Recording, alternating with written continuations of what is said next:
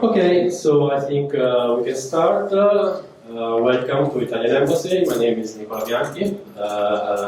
I'm the certificate attaché of Italian Embassy. I'm in charge of keeping the good relationship between Italy and Singapore in science and technology. As I see, already asked you, most of you are new here, and so welcome for the first time to Italian Embassy. We did a simulation, we pushed a little bit a lot the overbooking, and so it seems that all the seats are taken now, so 60% are here, that's good. It was a good simulation. And if someone will arrive later, we'll have to stand. And okay, but I will give the floor to Italian Ambassador Dante Brandi for the welcome remarks.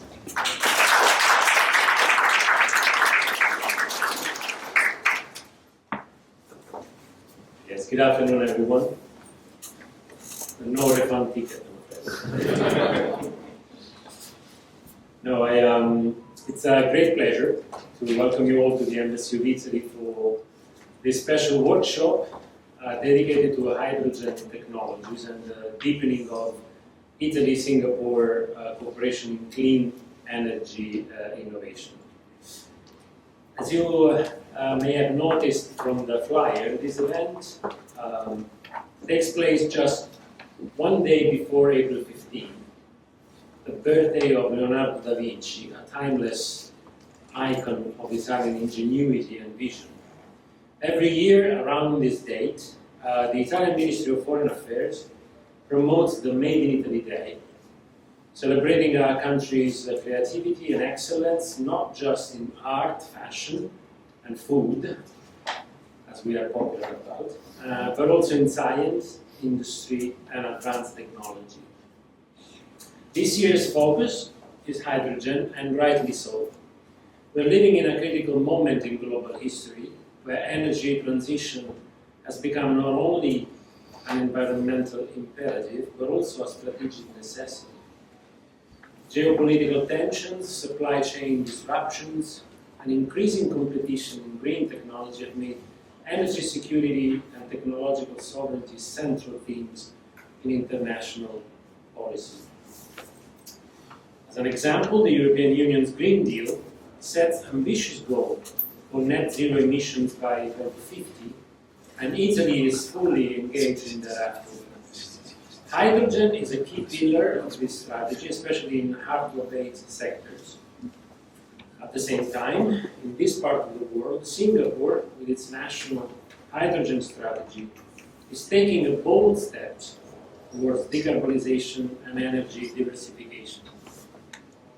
This context makes international collaboration not just desirable, but necessary and essential. It is the spirit, in this spirit, that we celebrate 60 years of diplomatic relations between Italy and Singapore.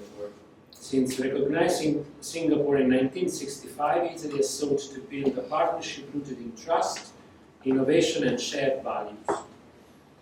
Our scientific and technological cooperation has significantly grown in the recent years. The 2016 Framework Agreement, followed by the 2023 Executive Program, enabled the launch of 10 bilateral research projects with nearly 9 million Singapore dollars in funding across strategic sectors, from AI and quantum technologies to food tech and cancer therapies, and of course, hydrogen.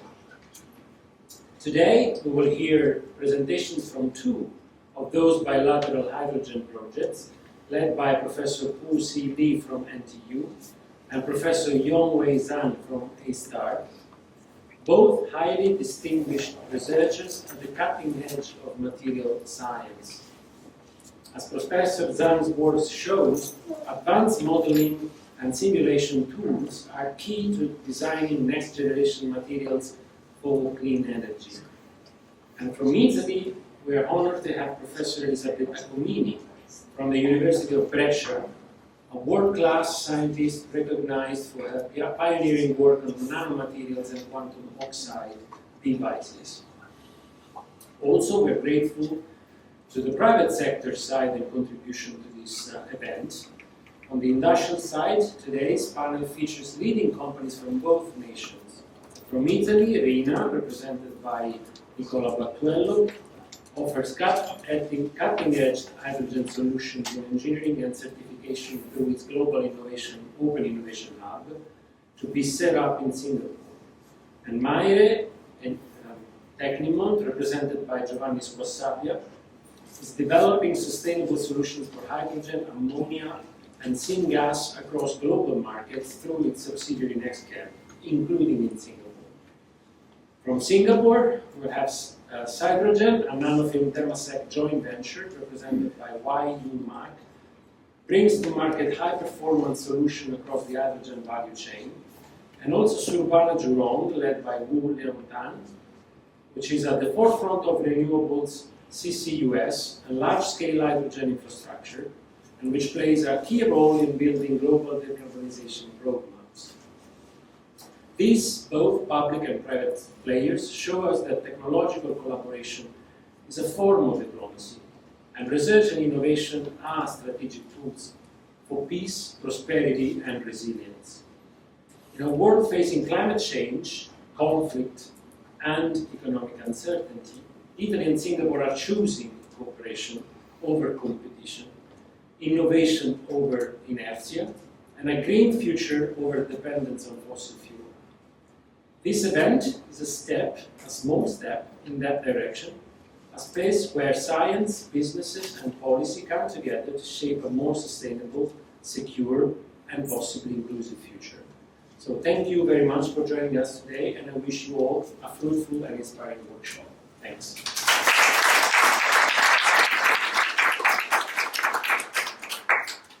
Thanks a lot, Ambassador Dante Brandi. So now we can move the program. As you can see, the program is roughly divided in three parts.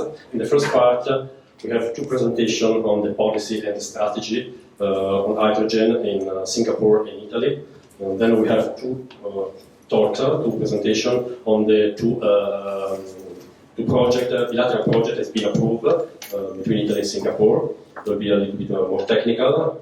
The speaker will be able to make this easy for everyone. And then we have a presentation of a couple of Italian companies that are based also here in Singapore, and a couple of Singaporean companies. So you have the chance to ask a question also directly after each talk. Then we have can have also a general Q&A session, and then some networking at the end. And so let's start with the first presentation. With a great pleasure, I would like to invite on the stage Ying, who is Senior Principal Analyst of the Hydrogen and Sustainable Energy Office of the Energy Market Authority. You all have read the short bio you have in the program, so I would like to give more time to the speakers so you can read the bio there. And please, Ying, the floor is yours.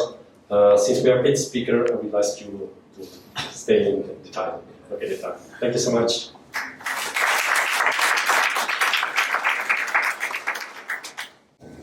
Thank you, Nicola, and also Mr. Dante.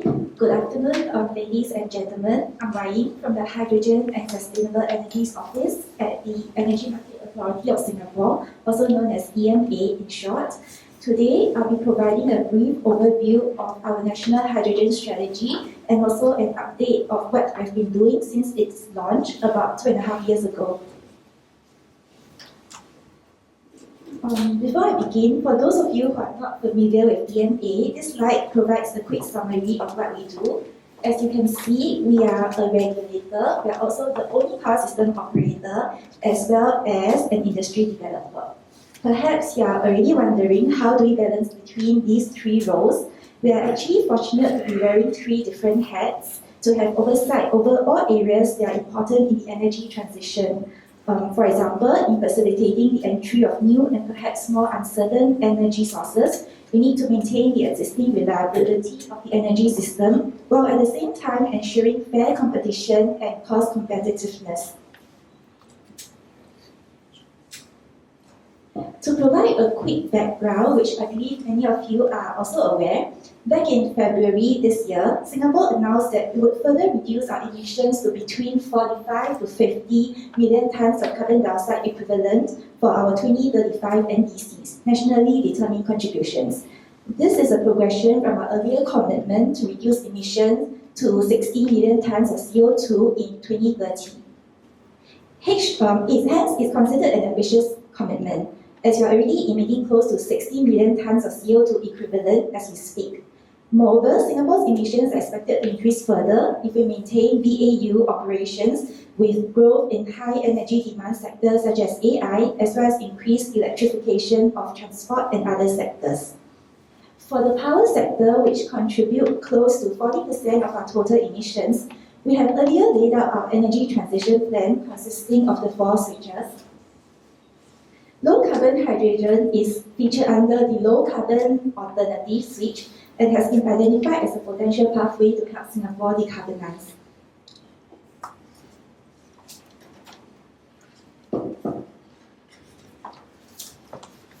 And it's not difficult to understand why, since hydrogen can be used both as a feedstock and as a fuel source. Low carbon hydrogen is frequently cited to be a potential solution for hard-to-abate sectors like cement or steel making that requires high temperature energy. And more specific to Singapore context, we have identified some potential use cases, such as to replace natural gas for power generation.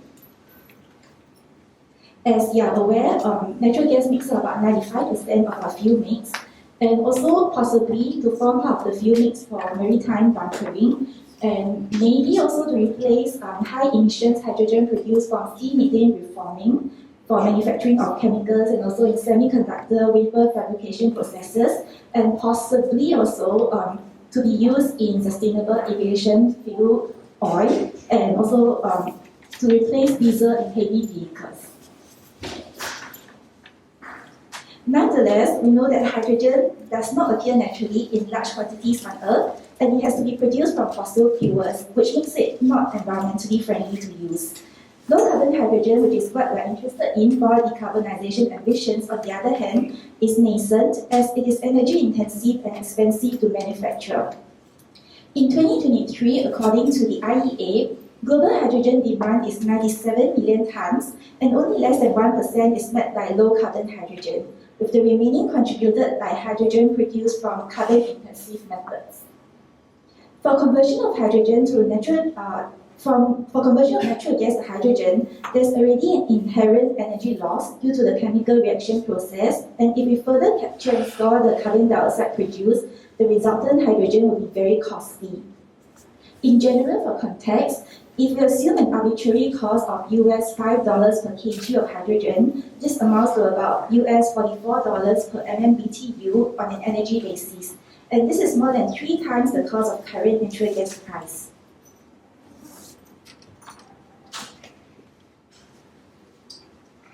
Cost aside, there are also other inherent chemical properties of hydrogen which makes it challenging to store and transport. Although hydrogen has a very high energy density by weight, it has one of the lowest energy density by volume. What this means is that to supply the same energy capacity, we will need more space to store and transport hydrogen. As seen on the slide, as compared to natural gas, we will need about 3.6 times the existing pipe size to convey hydrogen gas with the same energy capacity. Storage tanks and other processing equipment for hydrogen will also be larger than what we have at the existing LNG terminal. In Singapore context, this is not favorable as we need to balance our land needs against different competing users.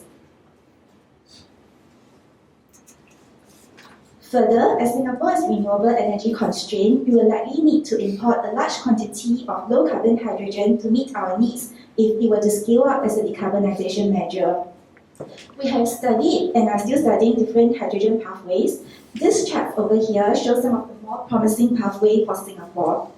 For example, we can directly pipe hydrogen as a gas if it's available for export from other countries. However, it will not be efficient nor economical to convey hydrogen gas over long distances. Moreover, due to limited sea corridor and waterfront space, we will need to think about aggregating demand before we build any pipes to avoid sterilizing precious land or sea space.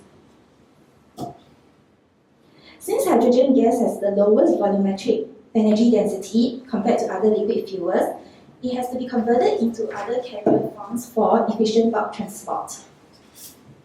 Similar to liquefied natural gas, hydrogen can be liquefied to reduce its volume. Liquefied hydrogen volume is about 800 times denser than gaseous hydrogen. Hydrogen can also be reacted to form liquid organic hydrogen carriers, which is basically hydrocarbon compounds, to be transported in typical chemical tankers that are already in operation today. Currently, the more established hydrogen carrier import pathway would likely be ammonia, as there are already many green ammonia export projects being announced and some have already taken FID. For Singapore, we are also studying pre-combustion carbon capture.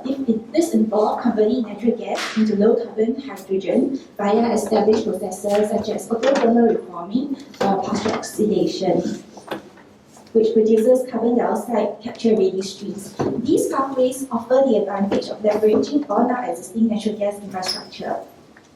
As can be observed on this flow chart, we will need to build additional infrastructure to support imports of hydrogen and or its various derivatives if we choose to adopt hydrogen as a decarb pathway. For example, we will need to build carbon dioxide aggregation storage and export terminals if we embark on domestic hydrogen production from natural gas with carbon capture. If we import liquefied hydrogen, we will need to build import storage and regasification terminals similar to our current SLNG terminal. Similarly, we also need supporting infrastructure to import ammonia and or liquefied organic hydrogen carrier and facilities to convert these carriers back into hydrogen for various end users. Further, we will likely need a centralized gas transmission network to distribute hydrogen, again similar to natural gas. And apart from direct use as a chemical feedstock, under end-use applications for the power sector, we actually have a few options. We can either combust ammonia directly, as ammonia gas combustion turbines are being developed, or we can combust hydrogen in CCGTs, combined cycle gas turbines, or we can also consider feeding hydrogen into fuel cells to generate electricity. As we speak, there are also novel fuel cells under development that can use ammonia and or other liquefied organic hydrogen carriers directly. A key takeaway which I would like to share here is that support infrastructure requirements are very technology and pathway specific. For Singapore, we need to be prudent before we trigger any infrastructure development, since these are long-term and costly investment and land-intensive. To provide a sense of the land requirement for different hydrogen pathways, we can refer to the last column over here, which provides a high-level estimate of how each pathway compares with an LNG terminal. Generally, if we have to convert a hydrogen carrier back into hydrogen, there will be both loss in energy and need for additional land take. Additionally, as of today, many of the hydrogen pathways are not yet mature. Developments are still underway to improve efficiency of ammonia cracking and LOHC dehydrogenation, whereas liquefied hydrogen ships are still under development to reduce the boil-off rates and increase the cargo size. For ammonia, we will also need to be mindful for deployment in densely populated Singapore due to its toxic properties. This limits where we can site ammonia-related infrastructure. Hence, although there is global interest in low-carbon hydrogen, there are also many factors we need to consider, some of which such as cost trajectory and technology improvements, which are still very uncertain at this point in time. We will need to assess different aspects in order to deploy hydrogen in a way that is best suited to Singapore's circumstances. With all these considerations in mind, MTI, the Ministry of Trade and Industry, have launched our National Hydrogen Strategy at SEAL 2022, focusing on 5 key areas. In the next few slides, I will share some updates on what we have been working on under these 5 key thrusts.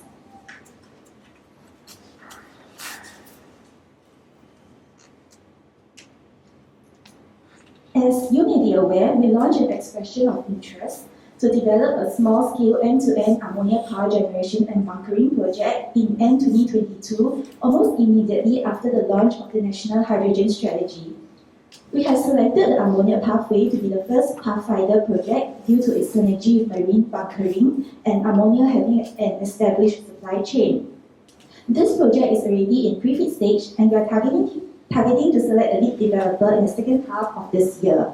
If all goes well, the Ammonia Pathfinder project may begin operation before the end of this decade, and we may be able to gain some operational learnings to enable us to make a decision on the ammonia pathway. Separately, we have also recently closed the power sector CCS grant call and are currently reviewing proposals for feasibility studies or carbon capture pathways for the power sector. This includes the production of hydrogen from natural gas with carbon capture. If the feasibility study results are positive, we may further develop the pre-combustion carbon capture pathway. This is, however, also dependent on whether phase 1 of the S-Hub CCS project is developed as planned, as we will likely need to tap on future phases of the centralized CO2 aggregation infrastructure to export CO2 for overseas storage. Through the various technical and commercial studies and potential development of pilot projects, we hope to work with both local and international industry partners to understand more about different hydrogen pathways. In parallel with Pathfinder projects, as part of our national hydrogen strategy, we also invested in R&D to unlock technology pathways that can help Singapore achieve our net zero target by 2050. We established the Low Carbon Energy Research Project, ELSA, which focuses on technologies that can decarbonize the power and industry sectors, the two largest contributors of our emissions. For context, in 2022, our total emissions is about 60 million tons of CO2 equivalent. Power sector contributes to about 37% and industry 49%. In phase 1, we awarded $55 million to 12 projects that are of low to medium technology readiness level. At that time, the research topics were broader, as phase 1 was launched before the Hydrogen National Strategy. Some of the projects are already completed, while others are progressing to test bedding stage. In phase 2, we adopted a more directed approach. We launched a directed hydrogen grant call focusing on medium TRL technologies that align with the principles of our national hydrogen strategy. The projects awarded cover areas that are important for Singapore context. For example, research to reduce ammonia safety risk contours, development of materials for more efficient hydrogen distribution, and efficient catalysts or integrated processes for ammonia cracking and utilization. There is also an emerging technology grant call component, which cater for less certain technologies which may have potential to contribute to develop into promising decarbonization pathway for Singapore. More recently, we have also announced in Budget 2025 earlier this year that we are setting aside 62.5 million to develop the Low Carbon Energy Translational Test Bed, LCT3, to help our R&D projects translate to commercial phase. Some of the ELSA phase 1 and 2 projects may have the potential to advance to the next phase for test bedding at LCT3.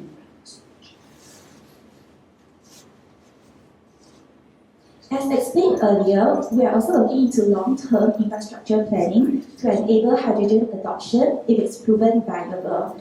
We have started by requiring new power plants to be at least 30% hydrogen ready.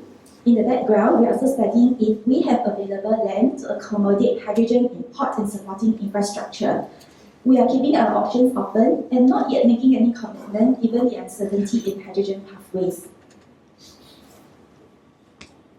On the policy and regulatory front, we are studying if there is a need to harmonize hydrogen-related regulations across different sectors.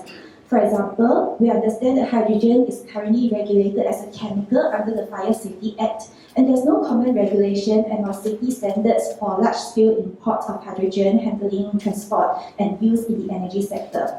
This is very unlike natural gas, which has an established regulatory and licensing framework.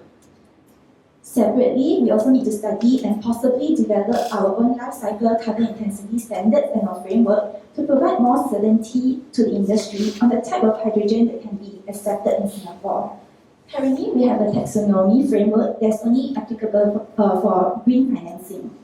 We may adapt or benchmark to what other countries are adopting. The framework that we are developing could possibly specify the acceptable hydrogen production pathways, acceptable carbon intensity levels, and any other requirements such as minimum carbon capture rates.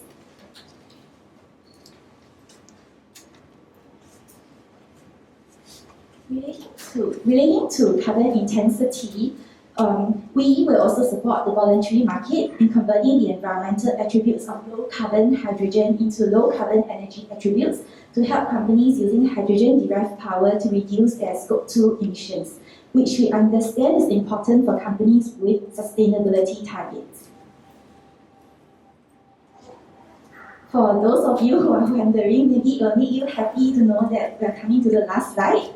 In summary, we are doing what we can for areas that can be within our control to prepare ourselves for potential adoption of hydrogen as a decarbonization pathway. We understand that the cost of hydrogen is still expected to be high in the near to medium term, and there are also uncertainties relating to technological and supply chain development. They are not within Singapore's control. In this regard, and given Singapore's unique situation, we need to continue to monitor global developments, both for hydrogen and also other low-carbon alternatives in the energy transition journey, against our need for a secure, reliable, yet affordable energy system before we implement any policy changes or invest in new assets. Thank you.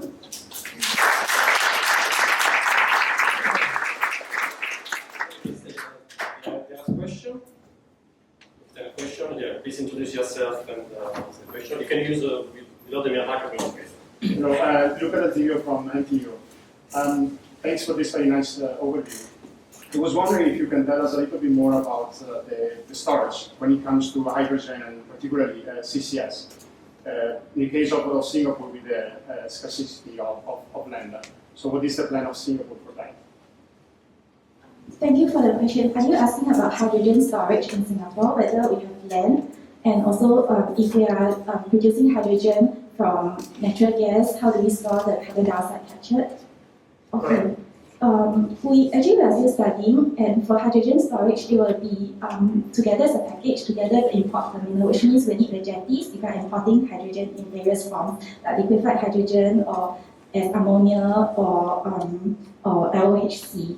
And actually, as part of our long-term infrastructure plans, we have been studying what's the required land take for all these different hydrogen import pathways, and also exploring where we can site these import and storage terminals. Yeah, as for CCS-related pathways, I mentioned just now, I'm not sure if you are aware, we are developing this SHUB project to aggregate CO2 emissions, actually firstly from the industry sector, because they have more concentrated CO2 stream compared to the power sector, which is only 3 to 4% in CO2 concentration and harder to capture. And for that project, it's still under development. We're targeting to COD around 2030, and if it's proven successful, then probably we can further develop phase 2, and the power sector can maybe tap on that project to export CO2 overseas. I hope it answers your question. Another question. I have a question on your low carbon energy research. This is a national, there are sort of national call or open to international collaboration? I'm not very familiar with it because there's a coordinating office that oversees the low carbon energy research program. But I understand that it has an international cooperation component in it, whereby researchers have to cooperate with international parties that have expertise in the different hydrogen technologies and research areas. And as part of that program, we also have an industry collaboration component in which researchers are required to work with industry to commercialize their projects. So I think there's an international element. Yeah, there's no question for our speaker. Okay, thanks a lot. Thanks a lot.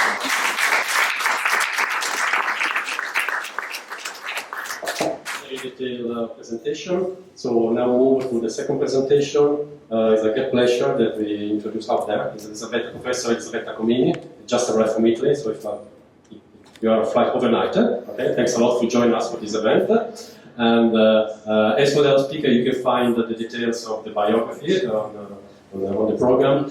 We just mentioned that among the many awards inside her scientific curriculum, I want to mention that she ranked first as a top Italian woman scientist for material and nanoscience. Okay, so Elisabetta, you can start.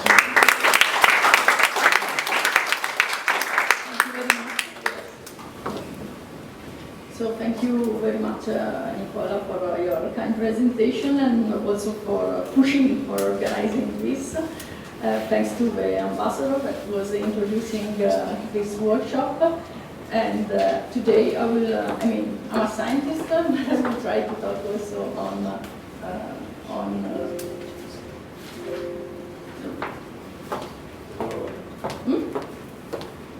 Okay, it's the other way when I was speaking. So I guess many of you have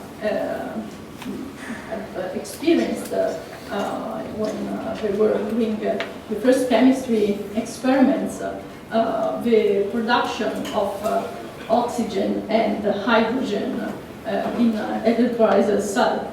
And this is the base of all of this hydrogen revolution, let's say. So with electrolysis cells, so we are producing hydrogen that can be also stored, and we are producing oxygen that can be used in our to get energy. So first of all, I wanted to say that just 20% of the energy that we are using is coming from electrons for electricity. The others, 80% is coming from materials. And why are we, let's say, looking into hydrogen with so much attention? Because as you have seen before, hydrogen has a very high energy content compared to other materials. And this is the good thing that we want to exploit using hydrogen.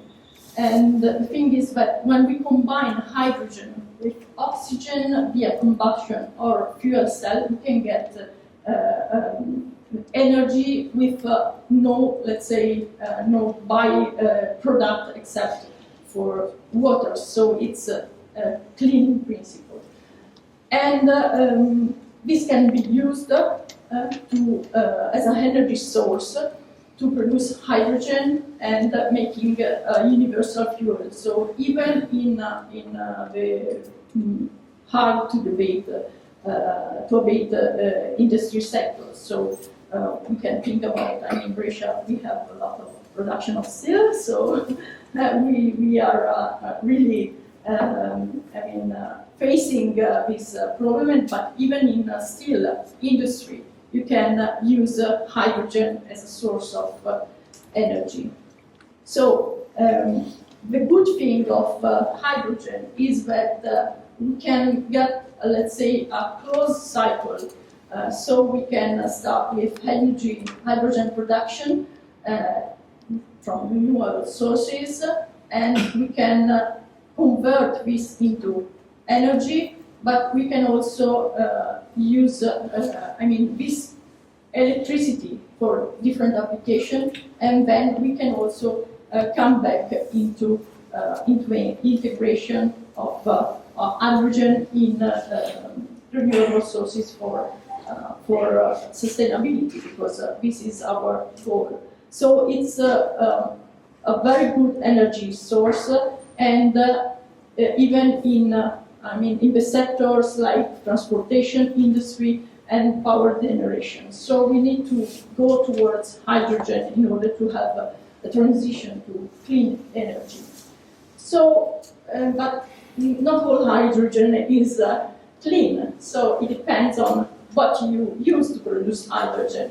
So we can have gray hydrogen, which is, most of hydrogen production now is not green, so we are still here for a lot of, 96% of the production, so this is cost effective, but it has a high carbon emission. And then we have blue hydrogen, so we have a lower emission compared to gray hydrogen, but we are using, carbon capture technologies. While we have the last one, the one which we would like to focus on, is the production of green hydrogen, so sustainable with zero emissions. So we need to go towards green hydrogen. So we need to, let's say, select the production of hydrogen in a way that it does not create, increase the carbon emissions. So we have this different kind of conversion of let's say, the production of hydrogen, but one that we may focus on is electrolyzers. So what we need is to have electrolyzers that are very cheap in order to reduce the cost of production of green hydrogen. The good thing is that, we have seen also before, we have the production of hydrogen, and when we have no transformation, so the use of hydrogen as a source of energy, so we are using material to produce energy in transport, for example. Or we have the transformation, we may have also the transformation of hydrogen in other source of energy like ammonia or others. And then at the end, after the transport of this hydrogen to the place where we are going to use it, we can use it even in the steel industry, in the chemical industries, but also in transport, heating, and power generation. The good thing, as I was telling you before, is that if we are producing hydrogen in a green way, like with electrolyzer, we can combine hydrogen production with electrolyzer, with fuel cells, to have a closed loop. So we produce hydrogen using renewable energy sources like solar or wind power, and then when we don't need it, we can go back to hydrogen production to store the energy in a very nice way.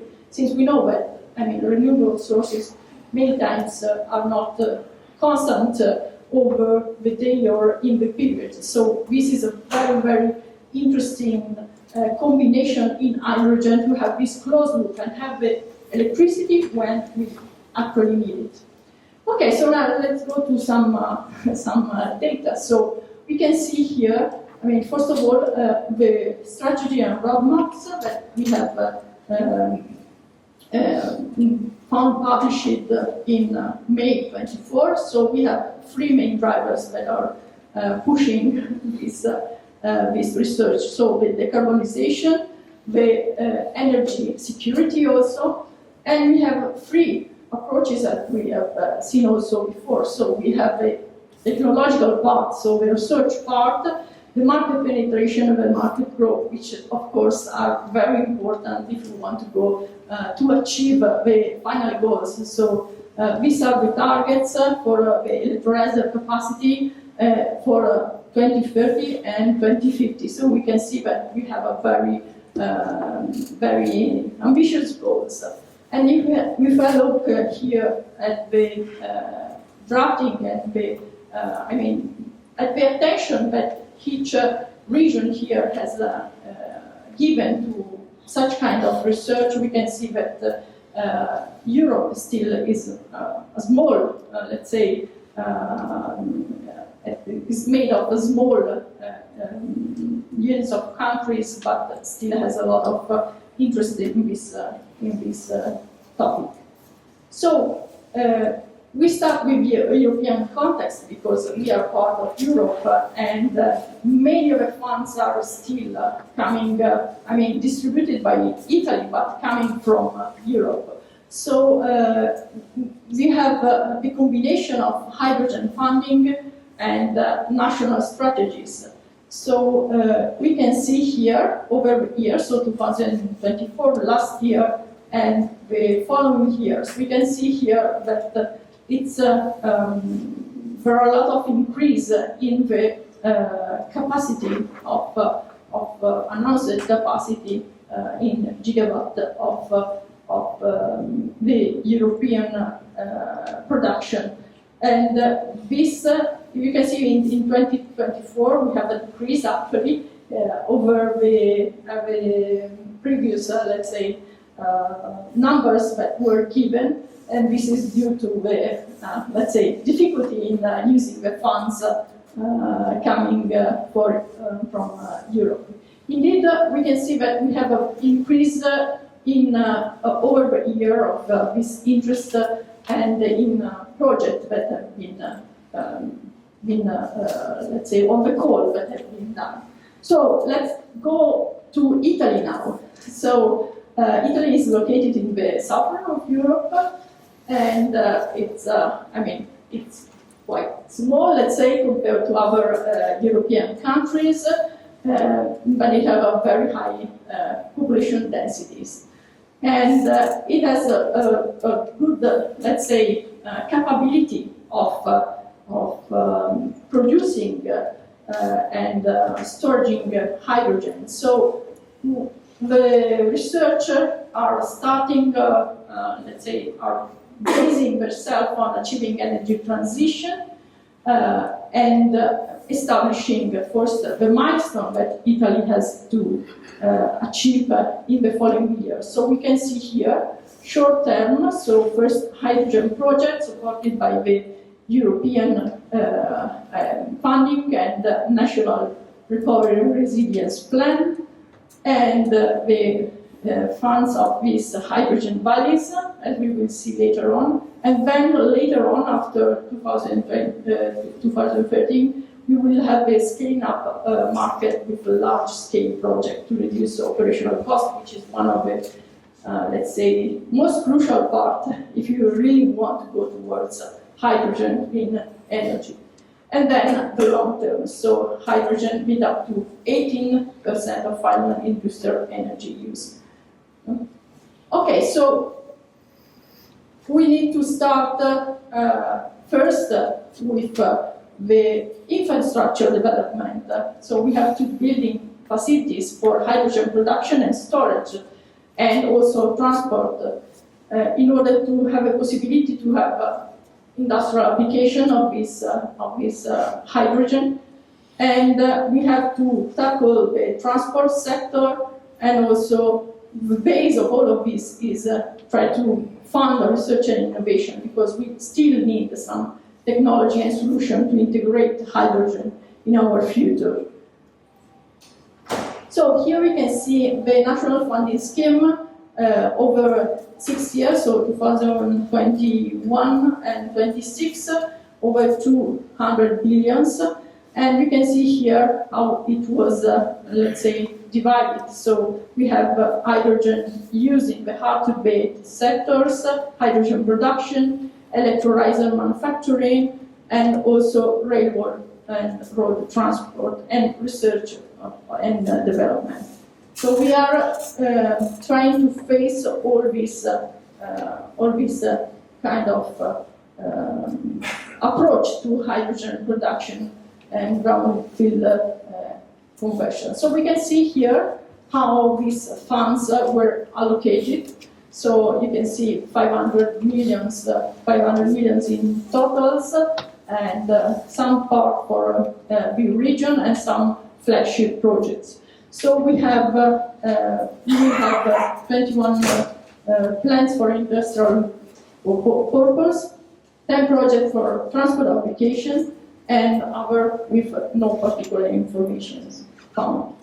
So, as I told you before, if you want to use hydrogen, so to have the transition to hydrogen in industrial processes, we need to have, let's say, to increase the technology readiness of this electrolyzer. So we need to start to promote innovation and research in close contact to the use of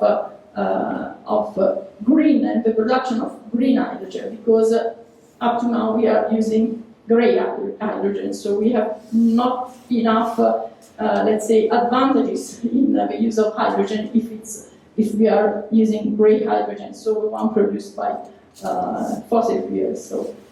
So we need to start with electrolysis as a production of green hydrogen, and then have industrial prototypes that may convince, let's say, steel industry, like in Brescia, to move to hydrogen energy. Okay, here we can see the hydrogen refueling station. So concerning the road transport, you can see here in the dots where we have 48 refueling station, and you can see that they are, let's say, in the north of Italy, but this is normal because it's the most industrialized part of Italy. So But we do see that we have also some of them in the south and in the center of Italy. And we have two that are already available and operative up to now, so Bolzano and Mestre. And here we can see hydrogen-powered trains. So, of course, this is a very important part of the transition because especially in the north of Italy, going toward the north part of Europe, we have a lot of transportation going on. So it's important to have, and to have hydrogen-powered train, we need to have involve different regions and also have the infrastructure, so a production station, the storage facilities, and a refueling station. And here we can see some of the lines that will be going on in the next future. So, if we are looking at, let's say, more base research projects, we can see that as a whole, you can see that Lombardy, which is the region where I'm coming from, is one of the most where things are happening the most in terms of hydrogen research, but we are looking into different things. So green hydrogen production, storage and transport, fuel cell, which is what we are doing, so which is the way of, combining electrolyzer and fuel cell again, is the way of storing and having the capability of using hydrogen as long as we want and where we want in the way that we want. So there are, let's say, of course, everything is also based on regulatory incentives, especially for if the industry has to make this transition. So the promotion has been done looking at safety standard, at environmental impact, at tax incentives, and also that's a very big administrative simplification, which in Italy is important, but I know that also in Singapore we have a lot of administrative stuff. So, and another thing is the guarantees of origin of this hydrogen and the transport sector consumption.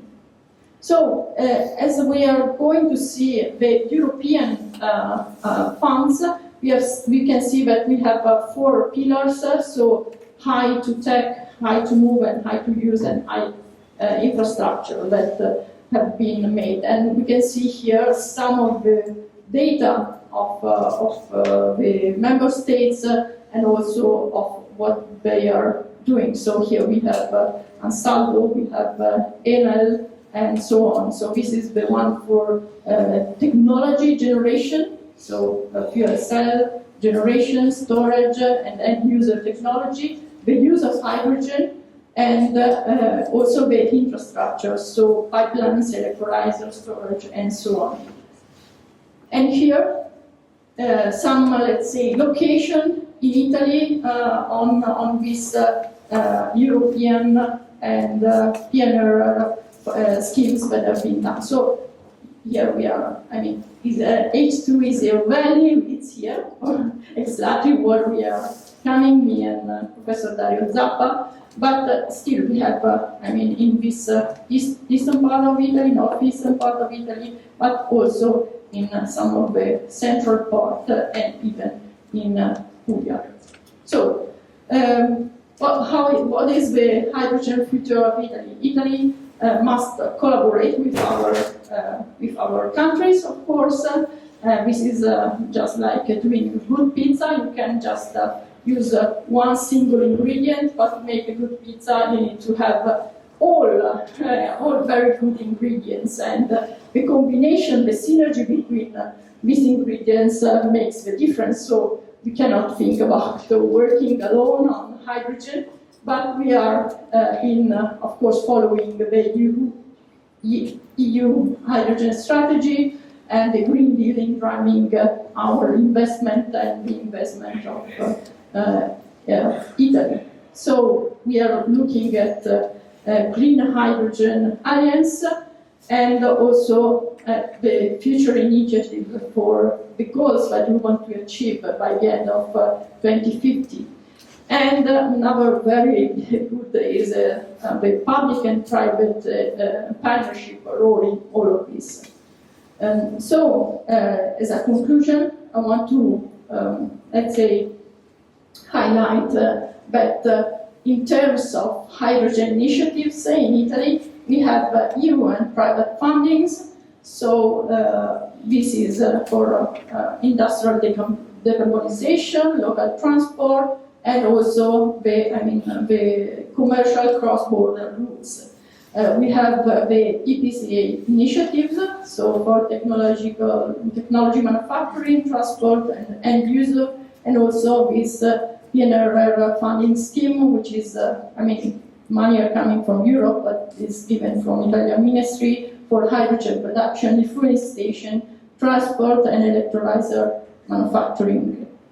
And to finish, the challenges and opportunities. So we have challenges because we did not achieve very cheap production of green hydrogen, and of course, if it's not cheap, they will stick to gray hydrogen production.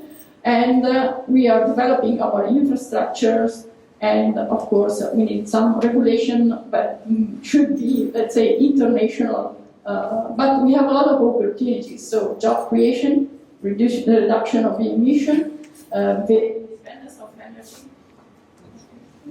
It's okay, it's working. Like our ambassador was saying before. And it's because it's time. I have.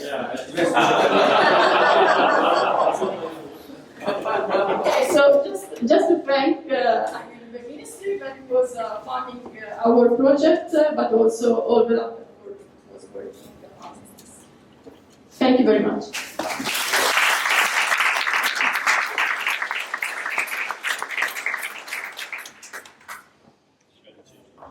So some question to Professor Elisabetta Comini.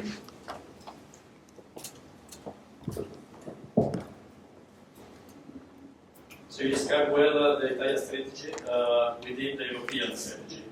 So we listened before, the Singaporean one, which are the possible synergy, apart the more scientific and technological aspect, I mean in transport and storage, maritime, what do you think? Which kind of sector?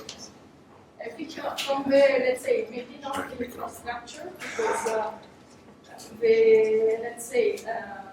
the morphology of Singapore is different, the space is different from the one that it has. So from the point of view of the infrastructure, maybe we may have different goals, but from the technology, so for the green production and from the storage, we may have, we may combine our goals together and combine the expertise, since in Italy, as the ambassador was saying before, we have a tradition of invention starting from, not starting, but for sure Leonardo da Vinci was one of these, but we have a Ferrari, so we have, we are driven from this curiosity and technology. But if we work together on the part of technology, of course, we can reach much higher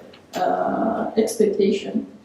So from the research, I think it's the most important part. But I've seen that even the regulation are not as the one in Europe, but we are not that far. So let's say united, we may achieve more than in a separate way. Yeah, in Europe we are very smart in regulation. It's well known. Okay, thanks a lot. Thanks a lot.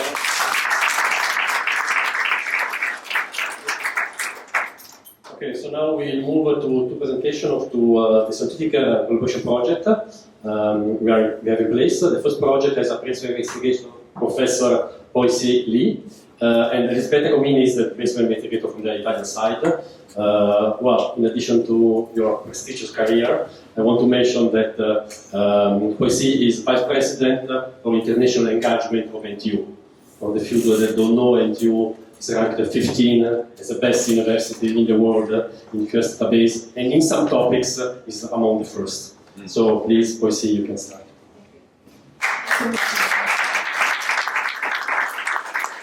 Thank you, Nicola, for the organization, and certainly thank you, His Excellency Ambassador, for hosting us today.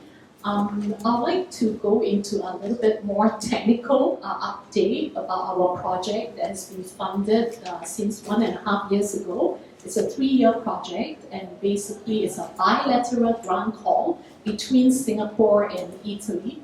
And during the grant call, me and Elisabetta, our long-term collaborator, we are actually long-term collaborator, so we start brainstorming, how can we contribute to the field of green energy, or solid oxide fuel cell in this case. And we came out with this idea that she is also partially working on a thin film solid oxide fuel cell with hierarchical mixed oxide nanostructured electrodes. And I'm pleased to also say that we also have collaboration with Professor Daniel Chua from National University of Singapore. So it's a tripartite collaboration here.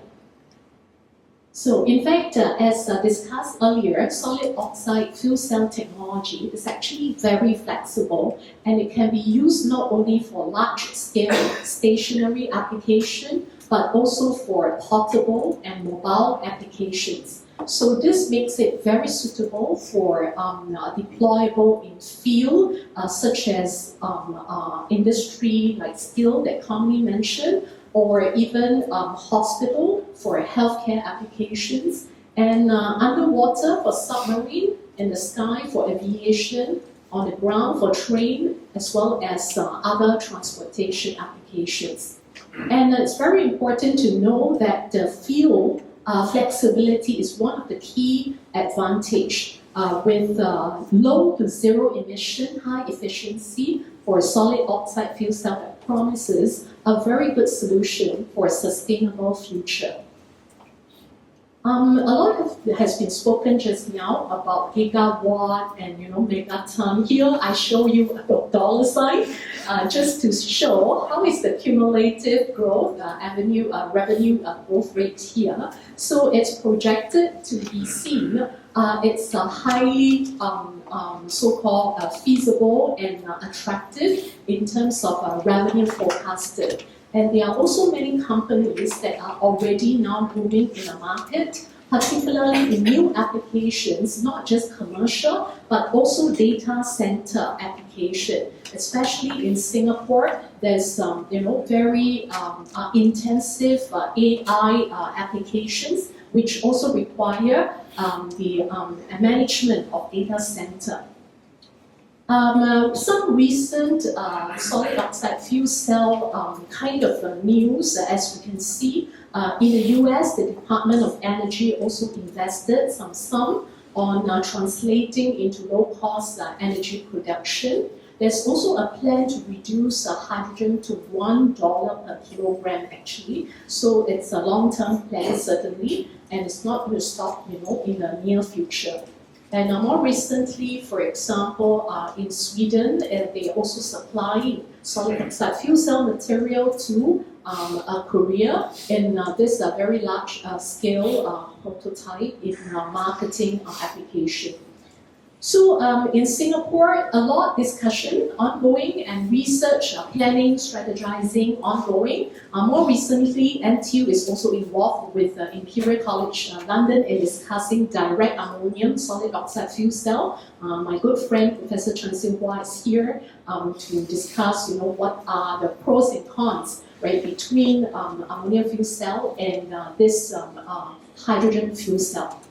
So we noted that the ammonium fuel cell at this point, in terms of energy density, it is still not as high as the conventional hydrogen fuel cell, but at the system level, if we consider thermal capture, there is possibility that the efficiency can be enhanced by some substantial room to improve.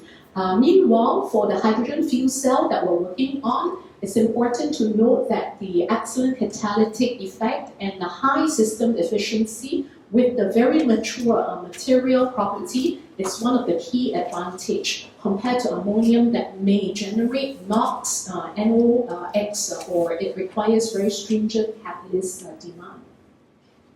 So this is just some mechanism to show how this solid oxide fuel cell operates. So typically we have a so-called air electrode and a fuel electrode. And sandwiching, it is actually an oxide ceramic electrolyte that allows oxygen ions to transport.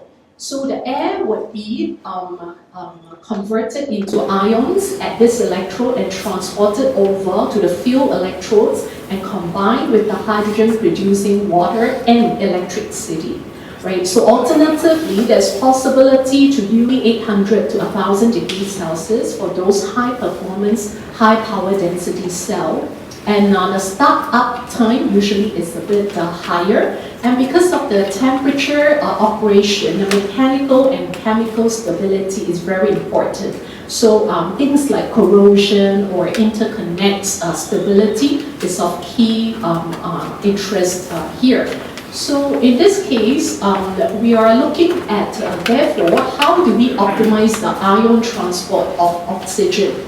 So possibility is that we have a pure electronic conductor that, in this case, the cathode material would be actually insulative, and you only have the electrolyte that absorb oxygen on the surface, and surface transport is more important. On the other hand, it's possible to also have a mixed ionic and electronic conducting material where then oxygen ions can be transported through the layer. So we focus on perovskite oxide cathode in this project because it gives us high conductivity, very good oxygen diffusion because of the property of the atomic structure, and chemical and structural stability with enhanced catalytic activity. So in the literature, there are several ways to enhance cathodic property. For example, it can undergo an in situ exsolution upon high temperature, where then the surface will generate nanocatalysts which enhance the kinetics or ionic conductivity. Alternatively, we can modify the surface to boost the oxygen exchange kinetics and suppress the degradation. Another way is to form composite cathode materials by combining different materials to enhance the performance and durability.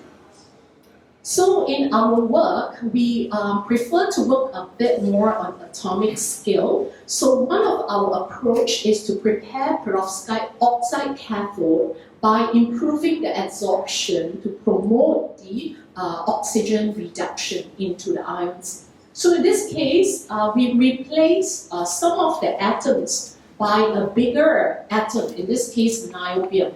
We replace the ions in the structure by niobium that's bigger, right? Imagine the room here is very packed, and then now we need to replace, somebody with a bigger atom, and what happens then? Which means then the charge of that person, right, of that particular atom is higher. It needs to be compensated by additional space. So it generates a vacancy, right? And this vacancy is where the oxygen can be transported, right? So this is the method or approach that we are taking. So to make the material, it's fairly simple, almost like baking a cake, adding the precursor, adding some, gelling agent and surfactant, and then you cure it, sinterate, put into an oven. You will get the solid oxide fuel cell material that is made of oxides. And you can see in the scanning electron microscope, right, there's a lot of pores. That means the surface area is very high, very good for oxygen transport. So we increase the amount of niobium into the material, And then you can put into the X-ray diffractometer to characterize the property. And you can see the shift in the peak indicating successful inclusion of the foreign atom or niobium doping here. So in terms of the thermal profile, they are almost similar, no issue. But through the temperature program desorption spectrometer, we found that actually there are two sets of desorption peaks. And these corresponds to the generation of the oxygen vacancy in the lattice, which means then in this classroom there are more vacancies and it's generated at different temperature, right? So it indicates the successful vacancy formation. So by measuring the ionic conductivity, we also want these ions to be transported through the vacancies that's generated. So by monitoring them systematically, right, we will find that through the impedance spectrometer, a low impedance can be achieved at a particular optimum doping concentration, particularly measuring at low temperature. So noted that I say typically the good SOFC operates at very high temperature, and this project is aiming to bring it down, right? So here we realize measurement at 500 to 800 degrees Celsius, which is good for reducing the thermal budget. And certainly by collaborating with the Italy group, we also measured the output power density of the symmetry cell here by combining an anode and cathode material. So in the power density formation, a higher temperature will give you a higher cell performance. But the important thing about this chart is what is the optimum concentration of the niobium, which is moderately doped, will optimize the balance of the oxygen vacancy formation. So apart from that, from the NUS Professor Chua's group, we also work on alternative cathode material based on lanthanum, strontium, cobalt iron oxide. So it also shows a good property at low temperature operation, showing low impedance, meaning very easy ion transport at the lower temperature.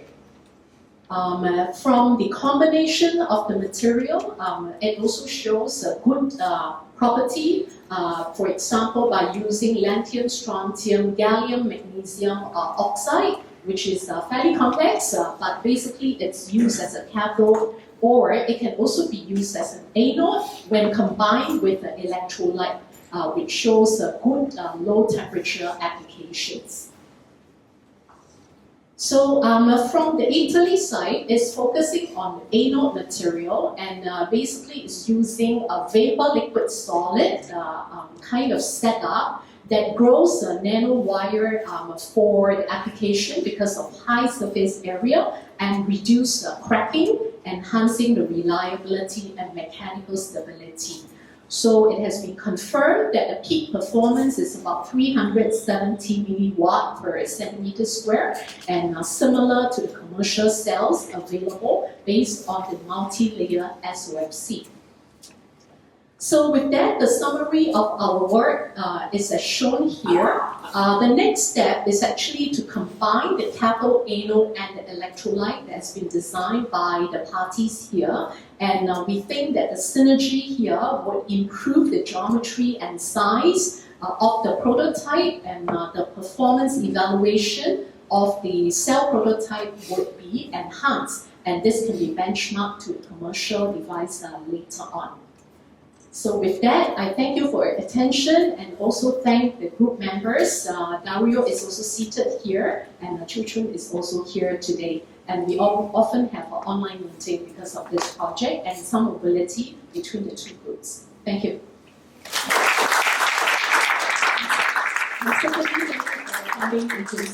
That's very important. Thank you. So we have some questions. So it seems that your long-standing collaboration with the Brescia University will continue also after the completion of this project. Yes, we will prepare for additional support, certainly, and with the connections that has been established and the infrastructure that has been set up between the two labs, I think now the capability has been built up, so it's very easy for us to pivot or continue into more in-depth study as well. I mean, there is a chance to have a joint lab on blood cells in Singapore or in Italy, Brescia? Certainly, it depends on funding and support, and the weather. Thanks a lot. Thank you. Thanks a lot again. Okay, before I continue, I would like to say that the last event organized here in Singapore was on 11th of February, and that day was an event for the International Day of Women and Girls in Science. And we invited 3 amazing scientists, women here, that are working in neuroscience and in cancer therapy and so on. But also today we started with the 3 amazing scientists here who are experts in the field of science and technology. So it means that it's a proof that in Italy and Singapore the contribution of women to science and technology is very good. And also I want to highlight that since we have a 10 bilateral project between Italy and Singapore, so we have 20 PIs, 7 of them are women. And so we will try to do better in the next executive program, of course. Okay, now we move to the next speaker. Okay, he's a man, but he's a brilliant scientist, a brilliant professor. He's a Professor Yong-Wei Zhang. And when I am meeting the PIs of our project, I always ask them, don't behave just as PI of your specific project. But I hope the ambassador will allow me, try to be a sort of scientific ambassador in the field you're working, because your project like seeds, and then from these seeds you have to grow and branch in a broader area. And this was Professor Zhang did, together with Elisabetta and together Pooi See, because he helped a lot to organize this event, provide me the list of many of you. So many of you are here thanks to him. Okay? Thanks a lot. So now this program is yours. Okay, first let me thank Italian Embassy for organizing this exciting event, and also thanks for inviting us to present our work. And we are going to share our work on this Europeans, if you know the Greek history, and this basically is a writer for tragedy, right? And we talked about the tragedy, about this developed electrocatalyst based on quantum materials for sustainable production of hydrogen. Okay, so it's different. So in this, project, and we have our Italian collaborators led by Antonio Platano, and the Singapore side led by myself. So as you can see that this is a collaboration between experimentalists and also computational guys like us. Okay? So we're trying to develop electrocatalyst based on quantum material. This is the uniqueness of the project, and we're trying to develop sustainable hydrogen production. Okay? So the key issue here is quantum materials. We talk about topological quantum materials with amazing physical properties. So because they have amazing physical properties and they have very good properties for catalytical performance. So in this project, we're trying to identify efficient, stable, cost-effective quantum materials as efficient catalysts for hydrogen production and also oxygen production. And of course, from our Italian side, we have a state-of-the-art experimental equipment. So they can basically use to understand online physics and mechanisms. Okay? So of course, from us, we use computational tools, which is different from experiment. Okay? So we're trying to produce electrocatalyst based on quantum material to reduce the cost of hydrogen production and also accelerate adoption of green hydrogen technology. And of course, we try to support global hydrogen economy. Okay, so let's now talk about a little bit background, right? So we use a lot of fossil fuels, and we burn, we produce CO2, which causes global warming and a lot of catastrophe, right? So then we think about how to leverage renewable energy sources. So when we talk about renewable, of course, usually we talk about solar, right? To use solar energy as a green power, and we need to think about important chemical reactions for this renewable energy. So we talk about the water splitting into hydrogen, oxygen, and then for the fuel cell, we burn oxygen to produce water, and of course we can also reduce CO2 to use for fuel like ethanol, ethylene. Of course, we can also turn ammonium. Basically, we have nitrogen. We can turn ammonium into nitrogen, so into ammonia. So you can see here there are many important chemical reactions. They all cost a lot of energy, right? So how to reduce the energy, and that's the keyword, catalyst. So we need to use a catalyst to reduce energy cost during these chemical reactions and also speed up the kinetics. Okay, so as a catalyst design, and people develop various materials. And you can see here from metals, chemicals, ceramics, all different materials. They use the nanostructures and the surface strain engineering. So there are many, many ways to control the material in order to enhance their activity, stability, selectivity, and also cost. Okay. So those are the tricks, and we use to manipulate material to be high performance catalyst. Okay, so that's our uniqueness, and we try to use topological material, basically quantum material. So quantum material are relatively new. It was recently developed within maybe 20 years, and over the 20 years, you can see there are many types of quantum material have been developed. And here, this is like a chiral processes, real semi-metals, direct semi-metals. Maybe it's completely new to you, right? But those are the exciting area in material science and physics. Okay. So because they have those very fascinating properties, and then we think about how we can pick up quantum material for our applications, which is catalysis, right? We think about robust surface state, high carrier mobility, enhanced hydrogen absorption, and resistant to surface contamination. So those are the features of quantum material. So that's why we pick up quantum material as our study and target. Okay, so what we do? In my group, we are computational guys.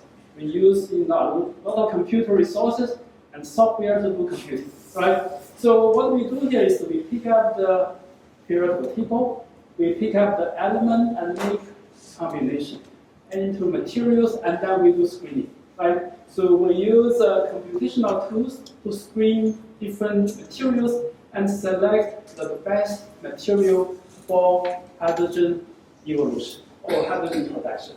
So for example here, we screen like 200 materials, 100 surface, and 1,000 side to pick up the best materials, right? So after extensive screening, and we pick up 11. Okay, so we pass the 11 material to our Italian counterpart, and then to use our suggestions to develop materials. Okay, and we also try to do a targeted screening. So we pick up relatively cheap material like manganese, iron, cobalt, and oxygen. We do combination with screening, and we select 33 topological materials, and then 39 surfaces, 160 side to the screening, and we pick up the 27 promising surfaces again, past our Italian side to do the experimentation. Okay, so currently they are working on this. Okay, so from our Italian collaborators, they are also very busy. Okay, so over the time, they produce a lot of quantum materials. And they synthesize, they do engineering. I want to mention one particular material. There is platinum telluride. And this material, they synthesize and then they do very simple trick, which is chemical etching. So before etching, after etching, there is a tremendous difference in terms of catalysis performance. So after etching, there is performance in jump 3 times, even more.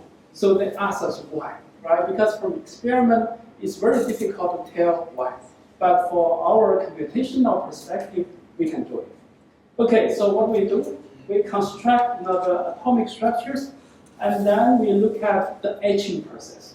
During the etching process, we create a lot of defects, and we look at the defect formation, whether they are easy or difficult, right? Once they are formed easy, then we can basically look at their performance. And we also look at the consequence of etching, and they produce basically holes and edges. And we also check the edge performance. We found that the edge performance fantastic. Okay, so this is our theoretical proof. We show that the edge performance can be very much comparable to platinum, which is best catalyst for hydrogen production. Okay, so that's fantastic. We also show that for the hydrogen production, there are 2 pathways. Both are very much favorable. Okay, so we basically explain why our experimental result can be so good. Okay, so in the future, so what we do is that, of course, we can predict a lot of fantastic materials, quantum materials for hydrogen production, but there is a problem because experimentally, usually they are not easy to synthesize. Okay, so how to synthesize those topological materials is very much the key. Okay, and in the next step, we are going to look at how to select those criteria that they can be synthesizable. And next, we also look at different type of defects, because in catalysis, defect usually good. It's not like for other material, defects are bad. Okay, so for this catalyst area, defects usually means good. Okay, and then we are going to leverage our power, computational power, to further get our experiment. Of course, with our collaboration in the future, we try to push our technology to industry adoption. So with this, I stop here. Thank you very much.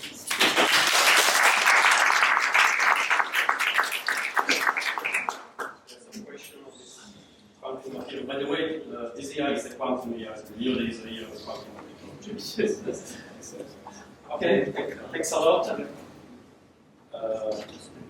So instead of a question, I have a statement. It is valid for you, for all the PIs of this kind of project. We just done the midterm review of all these 10 projects, and the committee were from Italian Ministry of Foreign Affairs and the STAR. The STAR is a funding agency. And just the statement is that I want just to read a small statement. Despite it being the first executive program between the 2 countries, there was a consensus of the excellence of the project presented at the midterm review and on the success of this first bilateral collaboration. Minister of Foreign Affairs and the STAR, as funding agency, has thus expressed openness to explore a second executive program. And I think this deserves applause for all these smart scientists. Okay, it's not just for you, it's for all the PIs. Okay, thank you so much. Okay, so now we move to the second part, or the third part. So we have now the pleasure of presenting 2 Italian companies that are present here in Singapore, and 2 Singaporean companies that have close contact with research and local university. So I would start to invite Giovanni Squassabia, who is MAIRE Regional Vice President for Singapore, Malaysia, Brunei, Cambodia, and Australia. You are present almost everywhere in the world. Yeah, and so. Okay, you and Isara, your company, and we would want to see what you can do really here in Singapore. Thanks, Giovanni.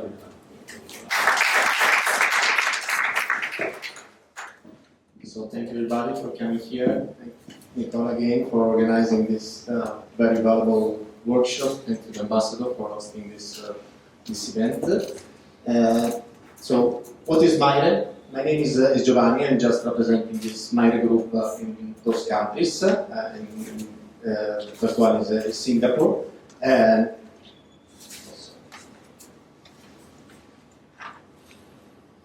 okay.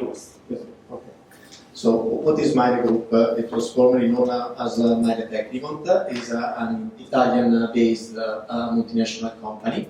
That you see, which is based all around the world. And we are proud to say that we also opened the new office here in Singapore last year.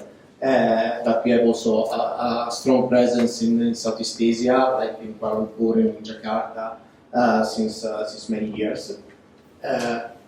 What we do, we say that we are a technology and engineering group. We were listening before the national and transnational institution, what they are planning for the future. We are listening what the university is studying as a research and development. We will say that from our part, from the industry, we want to be the enabler that transform the needs from the institution using the work done by the university. So we develop our technology thanks to what the university is creating, and we are trying to meet the needs of the institution. At the end is what we are seeing today, the reduction of carbon dioxide emission to create a more sustainable world. So how do we do that? We see a lot of money coming from the business, a lot of people. Let's say more than half of these people are engineers that are working from our company in Italy, but not only, so we are spread all over the world. And hopefully also we will have an engineer also in Singapore in the future. And we do our transformation to a more sustainable world to using two different vehicles. So the first one, let's say Tecnimont, it was the biggest company inside our group, and also Kinetics Technology, the two Italian EPC contractors, which are making engineering, but also constructing the real plant that should create this hydrogen product or that should capture CO2 from the air and sequestrate. And then we have another streamline, which was created in 2018, so nowadays 7 years ago, which is NetScam. So I remember when we launched NetScam 7 years ago, the motto was we base our technology on hydrogen. But we did a step forward. So we said, okay, we don't want to manufacture an electrolyzer. We want to use this hydrogen to decarbonize the world. So we developed technologies for using also the hydrogen.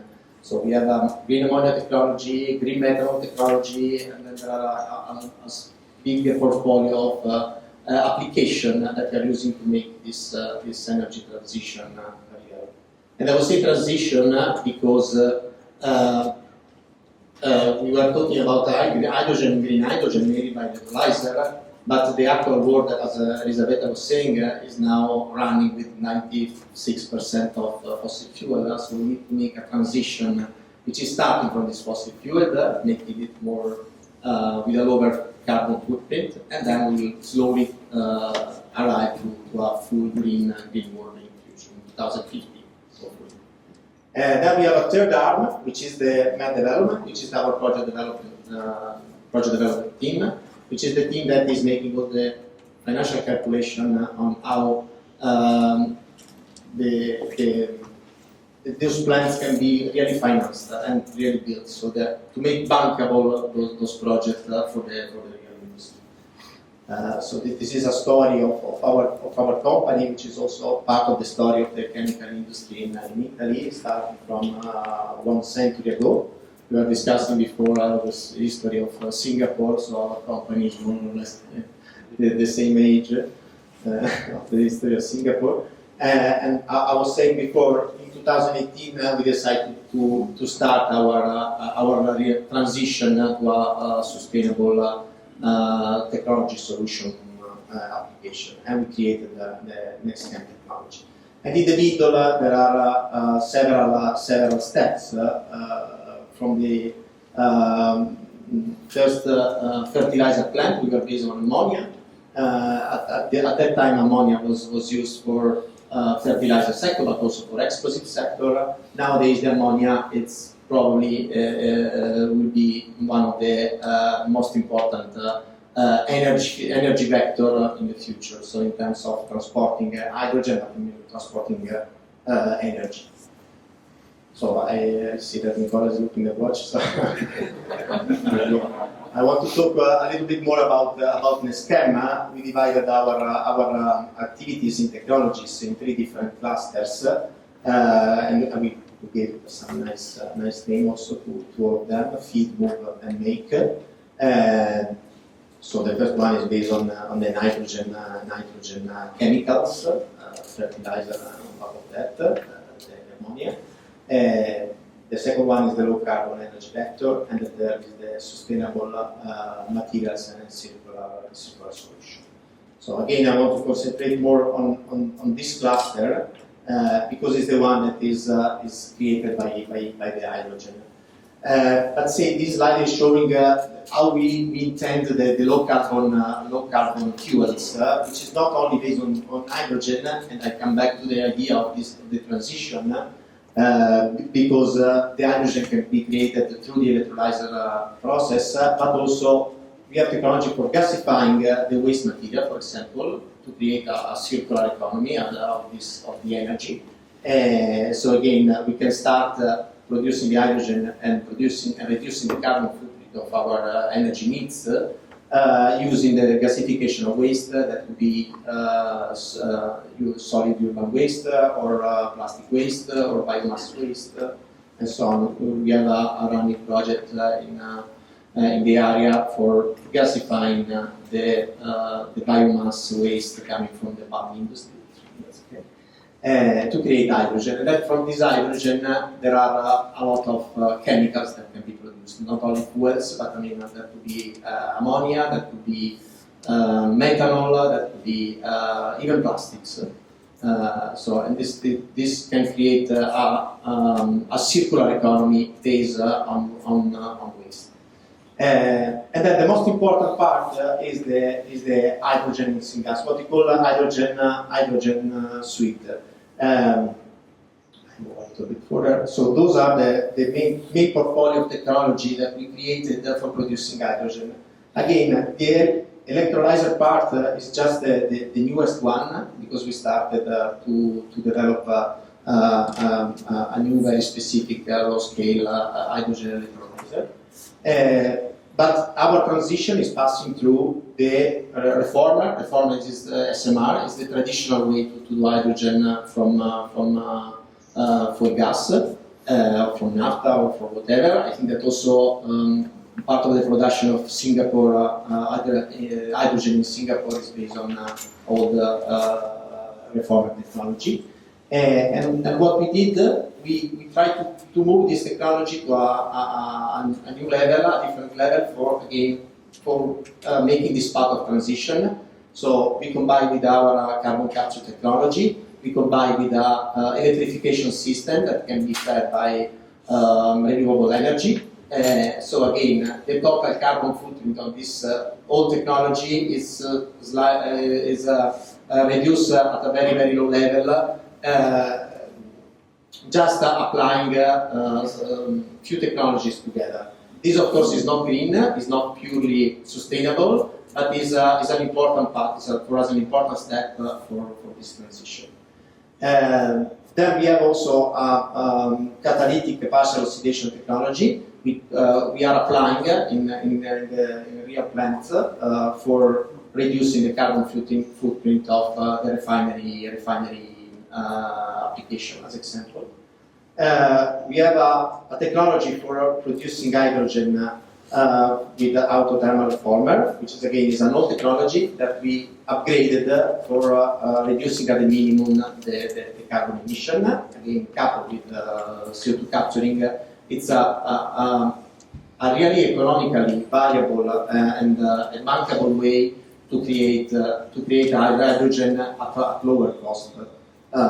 Today, not in 2030, not in 2050, but today.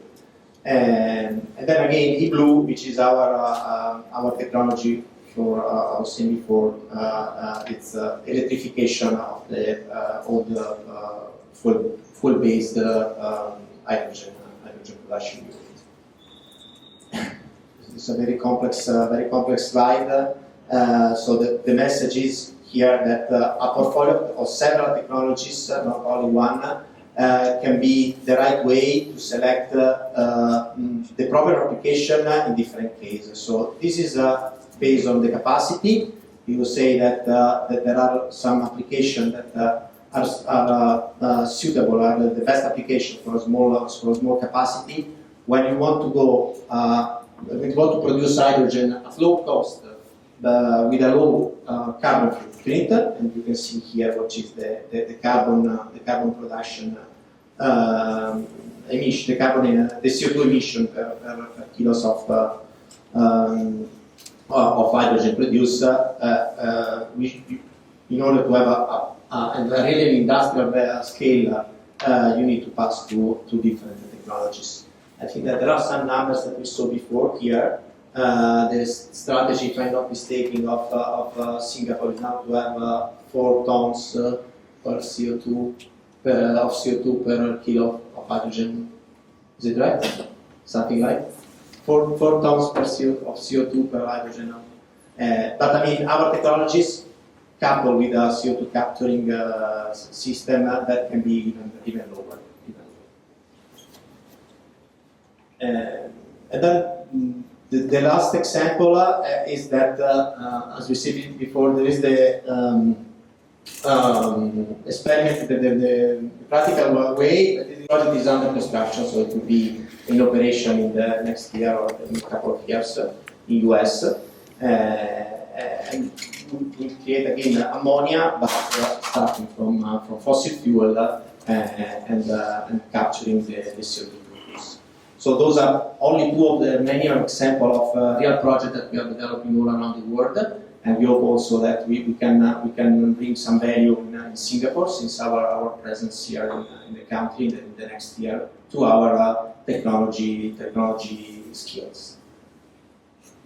And here are our mottos. I think that I was in time. I don't know if you have any questions for me.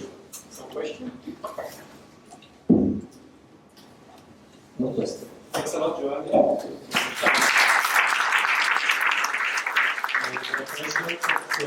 Now we move for a company that is about the age of Singapore, to a company, RINA, that was founded more than a century before the independence of Singapore, 1861. But they are very smart in the new technology. Okay.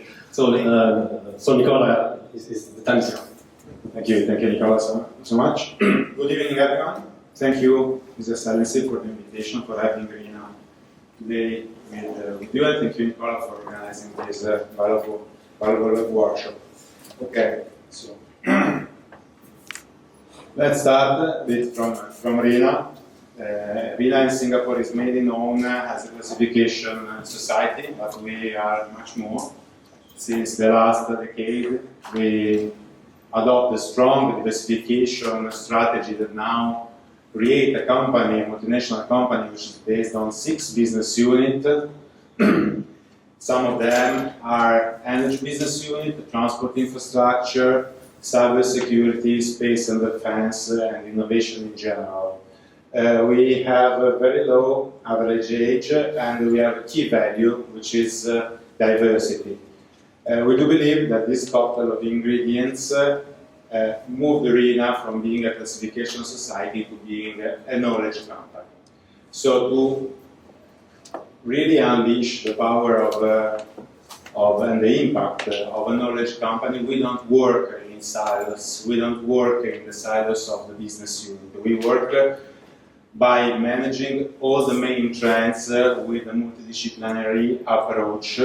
So we are partners for the energy transition, from the design to the feasibility study, from renewables to hydrogen, but also trying to convert the existing technology and trying to support the energy transition. The integrated asset management is one very important stream for us, because our multi-domain approach allows our customer, our partner, to run safely and effectively their plants, their assets, and their investments as well. We are, in our business unit, there is the certification business unit, that means ISO certification in general. So we are moving as knowledge company from the traditional certification, ISO certification company, to be part of the smart compliance. The world is changing, this digitalization is moving very fast, and compliance will change. And then, of course, we are really keen to be part of the new economies. We name these giga trends in this way, like space and defense, like cybersecurity. This sector, this new economy, are absolutely hungry of competencies and new ideas. So looking at our H2 capability, this is not a dream, this is not the decarbonization dream, but it's simply another representation of some information that the Professor Comini already shared with us. So this is a representation of the full value chain of hydrogen.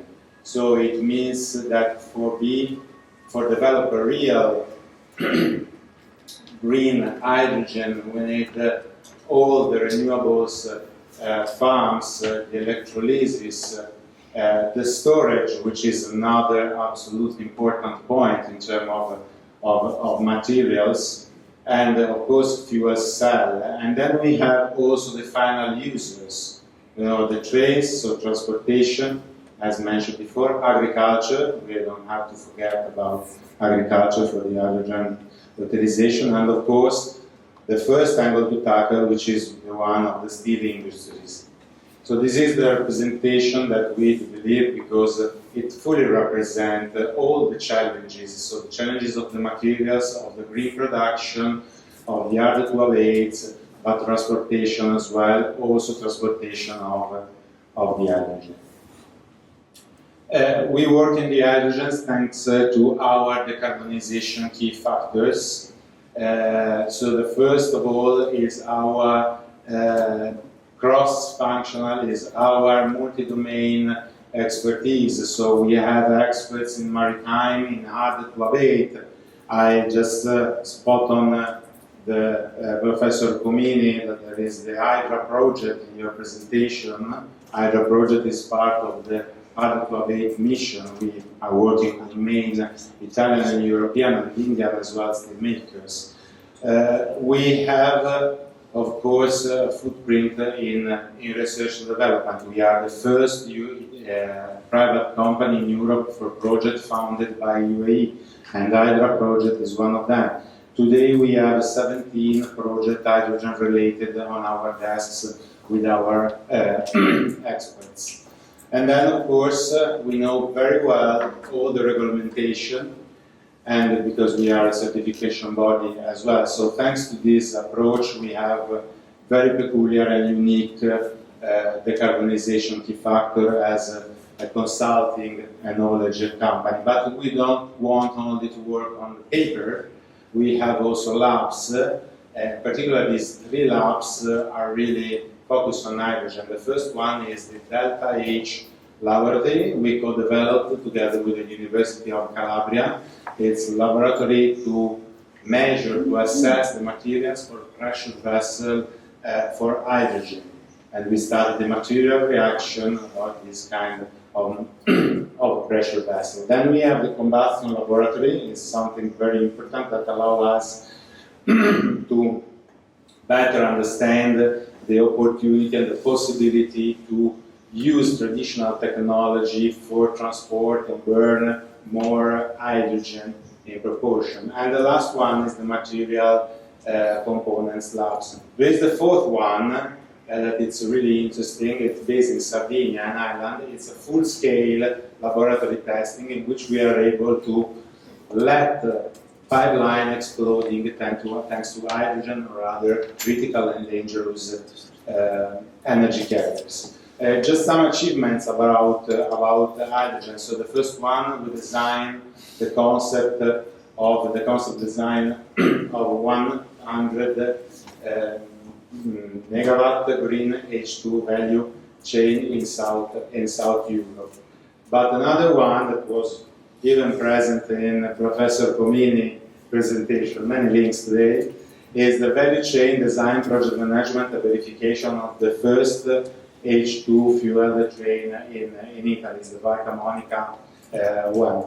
And the biggest one is the Hydra project. So we are setting up together with partners in an open innovation way a huge project. So we are setting up a real steel maker, a real steel mill totally fueled by green hydrogen.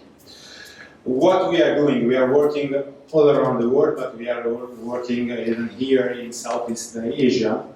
We have 3 flagship projects here developed with partners. The first one is a project that we developed for Aslan Capital Energy.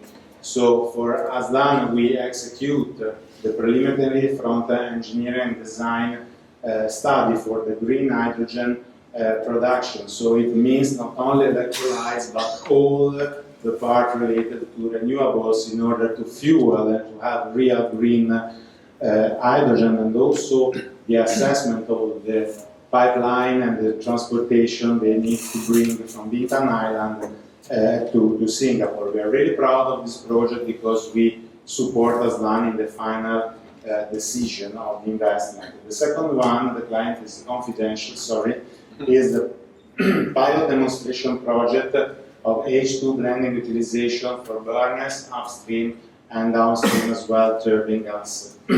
And we are testing it up to the 20% of hydrogen presence in the operation. And this is the assessment of a current technology, but with the opportunity also to understand what can happen if the turbines will work with 100% of hydrogen. And the last one that we are carrying out here in Southeast Asia is the project with PDT in Thailand, so to demonstrate the usability of the burners, also with hydrogen, up to 20% of volume in the operation. So we are assessing the test plan defined for the hydrogen, the initial test, and the high temperature test. So in order to support them in starting the hydrogen burning and the hydrogen operations. So that's it from RINA, and thank you very much.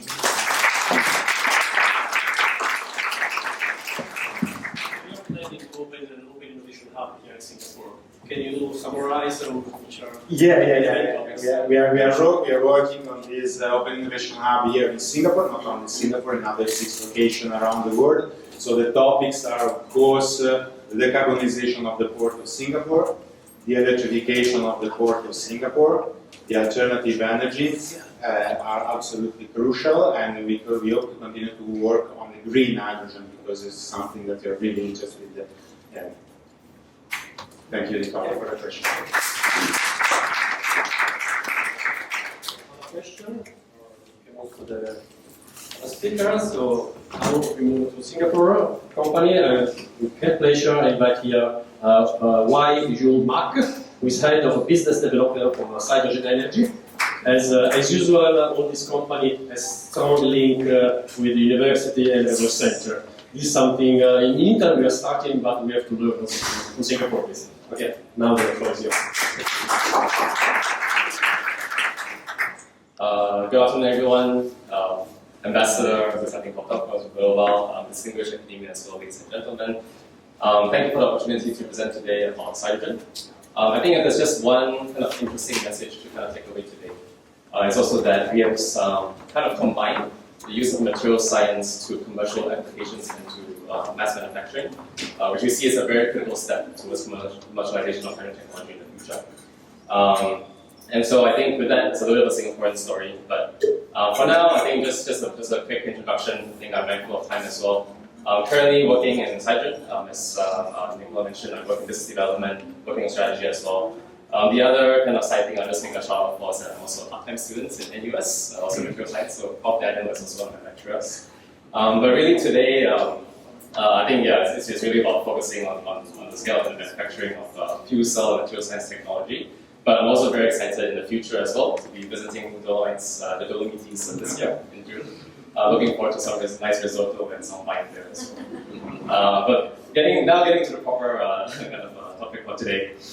So this describes a very interesting Singaporean story about combining material science with commercialization. So I'll talk a little bit about Nanofilm Technologies International, which is actually the parent company of SYDROGEN. And so as the origination of Nanofilm actually started way back in 1999 as a spin-off from one of the universities here in Singapore, I think also briefly mentioned, Nanyang Technological University, or NTU for short, by then associate professor back then, Dr. Sure. And over time, he has commercialized a carbon-based technology for quite a wide range of different applications. A lot of these applications initially were in the consumer or the electronics industry, hard disk industry, multifunctional printers, and eventually more towards the consumer electronics, Microsoft, different phone brands as well. Some of them are confidential. But one of the key milestones that they made over time was actually able to bring that very deep material science into a listing. And so they IPO'd in Singapore in around 2020 on the Singapore Stock Exchange. It was then around that time that I think there was also, as based on global interest, a lot of interest in the hydrogen and the energy transition. And that's when SYDROGEN was spun off, focusing on these applications for the hydrogen economy. So that leads me to talking about SYDROGEN just as an overview today. So we're a joint venture between Nanofilm Technologies and Temasek. And basically what we do is that we develop, manufacture, and integrate fuel cell components and systems.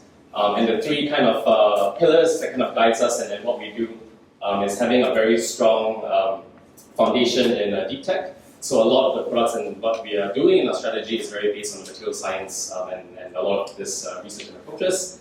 The second is not only about keeping some of this material science in our lab, it's about all the way bringing them to mass production. So today, actually, in our Chinese factory, we have up to 1 million parts per year capacity, and this is predominantly serving into the Chinese automotive industry today.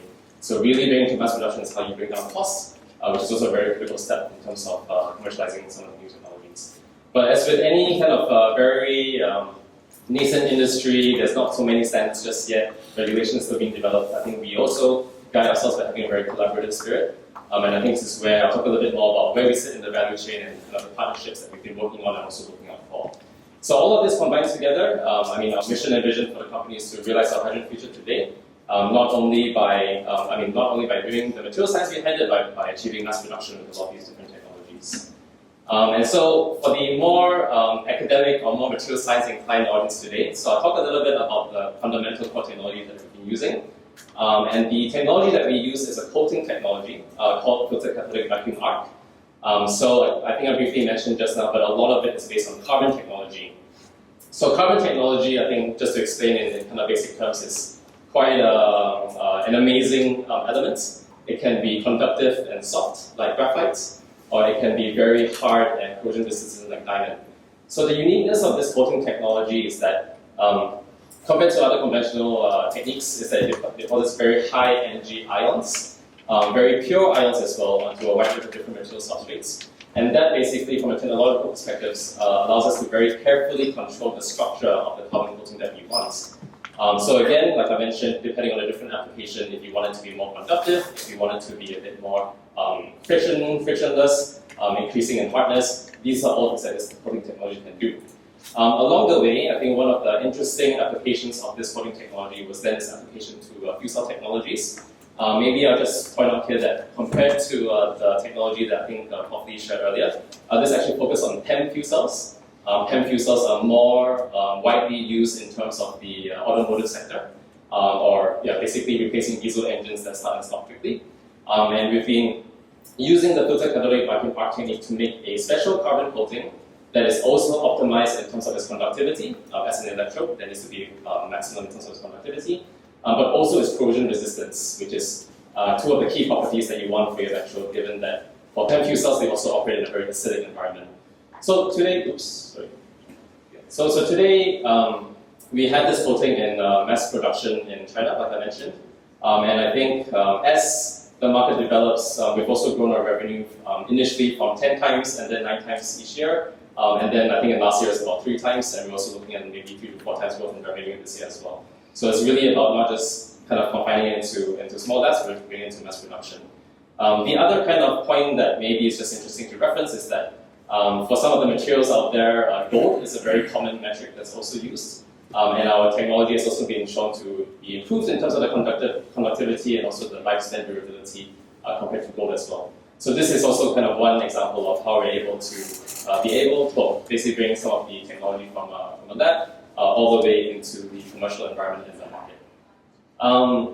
But over time, I think one of the key challenges that maybe some of the maybe academics might recognize here as well is that sometimes you do start with a very kind of key core coating technology, but it's really about how do you bring it into mass production. So I think with the nanofilm group, so our parent company, we've also been basically doing all the necessary hardware that you need, all the way from the coating equipment to the cleaning equipment, and of course the coatings themselves. And getting these qualified and kind of working towards commercialization for those. But over time, given that it's a very new industry as well, sometimes the benchmarks are not very well set. So we've also undertaken a vertically integrated strategy as well, where we're not only doing the components, but we're actually also using our components to design, manufacture, and integrate fuel cell modules and systems. I'll briefly touch upon some of these just in terms of applications, which might be of interest today. So right now, we've been also developing 300 watts and 2.5 kilowatt portable systems and finding already some niche applications in Europe and Japan for green lighting, sensors, battery charging, some light vehicle applications. So this is one series of products that we're designing and developing out of Singapore. Secondly, together with our partners who are actually a lot more specialized in much higher power systems, but who are also using our own coating technology, we've also been working on two maybe key demonstrators I'll talk about. One is a maritime-based fuel cell engine, essentially. And I think for those in the sector, we just received approval in principle earlier this month. So this is also one very important step towards commercialization of the technology and the design. And the second project that I'll talk about, maybe briefly touch on, is also a land-based containerized power generator, essentially. And we're working with some partners in Singapore as well to use piped gas, hydrogen that's through the gas pipeline into our fuel cells as another means of also having the decentralized power generation too. So I think, maybe off this point as well, Singapore interestingly has up to 50 to 60% volume hydrogen gas in the gas pipelines today. So this is also a good example of a test that I'm working on. So I think aside from that, and I'm just mindful of time, I think we have also been working across the value chain. So for us, we see ourselves fully as a technology supplier, all the way from the components to some of the full systems. But that, of course, means that we need to work together with different partners across the midstream area of distribution, transportation, and storage, and of course the end user as well, especially in the automotive, the maritime space, and also generally in distributed power. So this is really where we sit in terms of the value chain and partnerships and collaborations that we are also working with. Little brief point about just how we're situated today. So SYDROGEN, we are a Singapore headquartered company, fully owned in Singapore. But like I mentioned, a lot of our production today is actually based in Shanghai. And maybe some feedback and observations as well is that what China is doing to hydrogen today is actually what they've been doing to batteries and solar like 10 years ago. So it's quite amazing actually the progress that we've seen in China in terms of reducing the costs, in terms of building up the technology, the supply chains. So I think that's also just one trend that we're observing over there. But aside from Singapore, we're also looking at some new markets such as Japan, and also in terms of the European market based on our footprint in Germany too. Both of these are kind of supported by the nanofilm group. What is not pictured here, which doesn't mean that it doesn't exist, and I don't want to comment too much on these things these days, is US, just because I don't have enough space. But right now at this stage, the US is not like the main market we're going for. But yeah, we are definitely interested in the European market as well as the Japanese market as well. Final slide, and I think maybe this is also related to partnerships and collaboration as well. So the nanofilm group, like I mentioned, is already quite plugged into the research ecosystem in Singapore today. So as the founder and chairman came from NCU as well.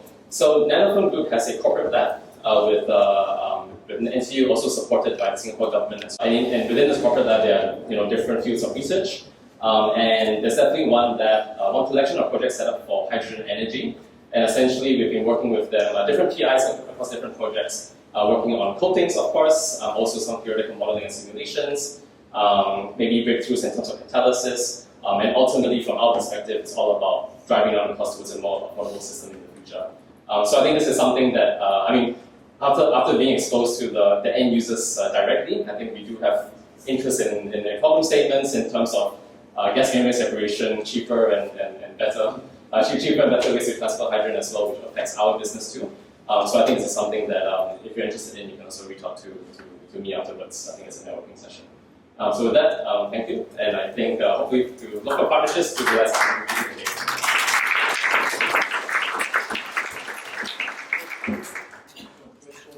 I think it was a challenge to this mass material directly to the market. So, which is your secret? Yeah, no, I think it's a good question, and these days as well, I think a lot of it is because it isn't a very strong standard in the market today, and everyone is still figuring out what's the right level of certainty and what's the right level of specification that even the OEMs want. So actually, our approach to that was actually by going vertically integrated.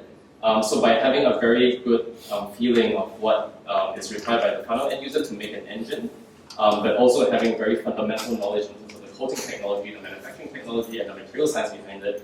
This is kind of the approach that we're taking in order to bridge both, research all the way into the real world applications, so to speak. Thanks again. Thank you so much.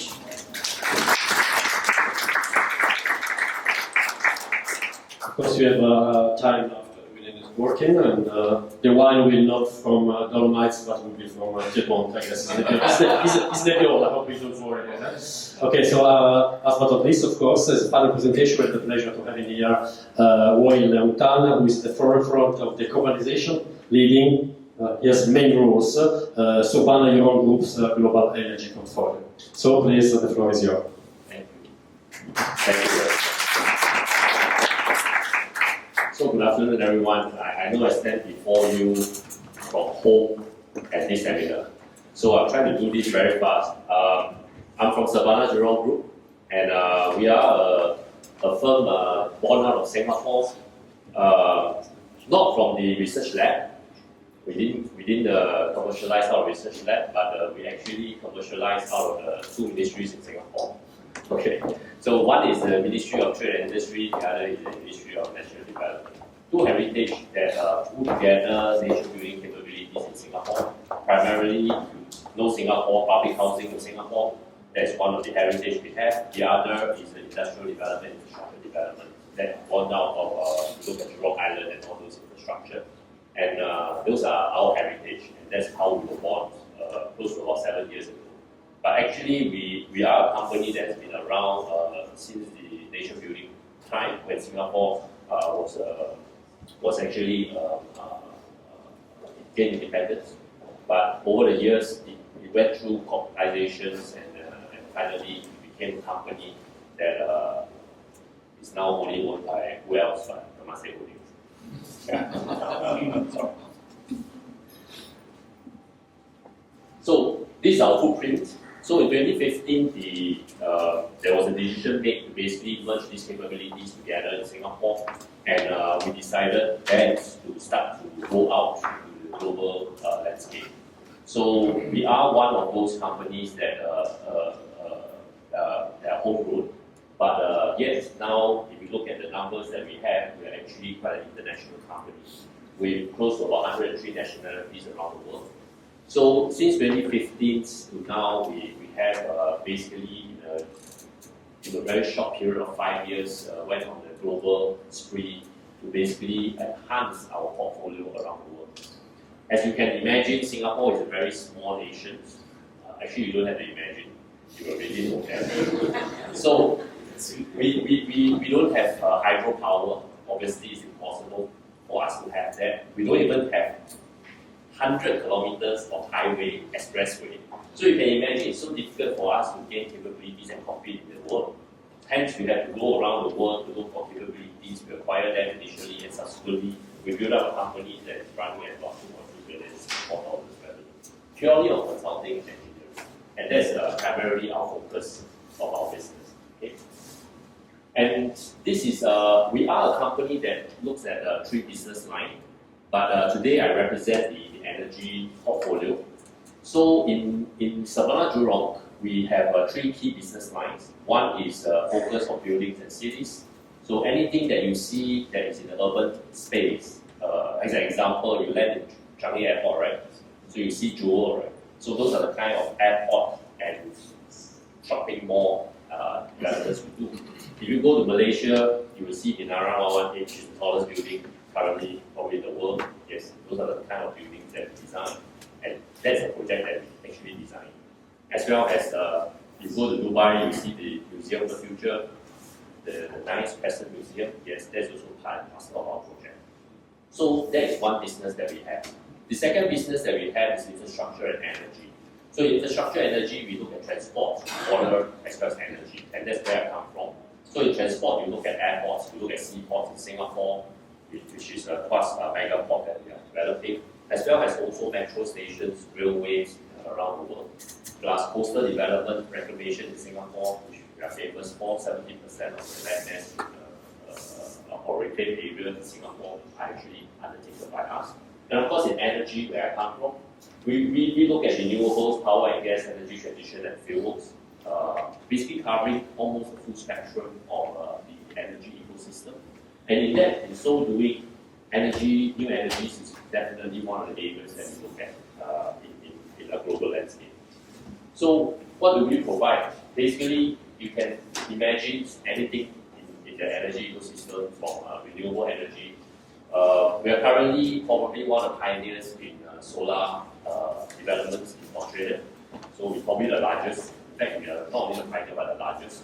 So, take for example, New England solar farm, if you know that, there's about close to about 1 gigawatt peak of solar farm, and very established. We designed that, we engineered that. About more than 50% of all solar farms that come out in Australia, we have a hand as our market share.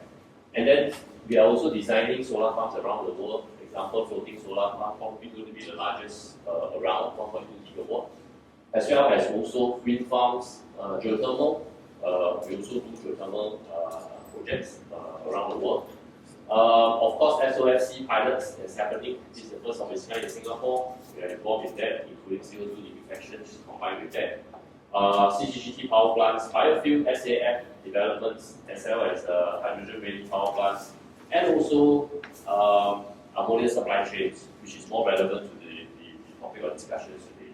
So what I'm going to bring you through today is what are we doing in the hydrogen space. Yeah? I'm not going to talk about the rest of the other ecosystem. So the whole energy hydrogen value chains, we look at from the beginning renewable energy. So because of our heritage in looking at renewables, earlier I mentioned about solar, but the other unknown fact sometimes is that we're actually one of the top 3 hydro designers in the world. Earlier I mentioned Singapore has no hydro, but yet we are the top 3 hydro players in the world. Why? Because we acquired a company in ANZ called SMEC, which is Snowy Mountain Hydroelectric Scheme. So Snowy Mountain is one of the most, is one of the big engineering marvels in the world, and we are now have acquired those capabilities. So around the regions, if you look at Malaysia, Battuello in Sarawak, Balai in Sarawak, and Giri in Peninsula, these are some of the projects that we undertaken around the world. So with that capability, and for those in the space of hydrogen, you will know that hydro and hydrogen are quite good friends. So these are very important aspects. So with hydro plus solar plus even sometimes wind in some certain circumstances, these combinations actually perform very well for hydrogen production or even ammonia production. So with that, the other challenge is basically power and energy. How do we bring the electrons to where we need it to be? And this is primarily a big challenge around the world. Where you can produce your renewable, you may not be able to produce your hydrogen economically. Hence, we also look into how to bring this. So we bring electrons from point to point, high voltage. Of course, Singapore, if you look at Singapore, we need 30 kV and 400 kV networks and building more. But in other countries, we even do 765 kV kind of overhead transmissions and so forth, including interconnectors as well, which is growing a lot of momentum in this part of the world. And then from there, we also have water team that look at water. And with water plus our renewables, we'll be able to combine that and look at the hydrogen productions and finally the final end use for exports, including all the different possibilities. So you will see this as a diagram that is quite theoretical. So where have we done this? So we've done this almost quite extensively and primarily focus a lot in the Asia and Asia Pacific region. From the renewable generations, as earlier mentioned, to the derivatives subsequently for different usage, to finally how do we transport it and pipelines, and then finally and applications which actually besides a lot of different sectors, be it for data centers, for steel industries, as well as maritime sectors and power generation sectors as well. So these are just examples of some of the projects that we have undertaken both in Singapore and around the world. Okay? And of course, finally, these are some of the more important projects that we have undertaken across the field. In Australia, where early stage of hydrogen production, which later translated into more ammonia production, was also some of the projects we undertake. In NTPC now, if you Google Andhra Pradesh, you will see this major green hydrogen endeavor initiative that India is driving, and Andhra Pradesh is the state that is driving it at the moment. So we are heavily involved in looking at how to drive that. There's also projects in Indonesia that we have undertaken, as well as also in Singapore and Australia, I mentioned, as well as Malaysia. Different projects has come on board. I don't know which ones you would like to hear, but there's some I can say, some I cannot say too much because hydrogen projects are a bit sensitive. I believe everybody understands, but that's all I can answer. So I keep it short and straight to the point. Thank you very much. If you have any questions, feel free to ask.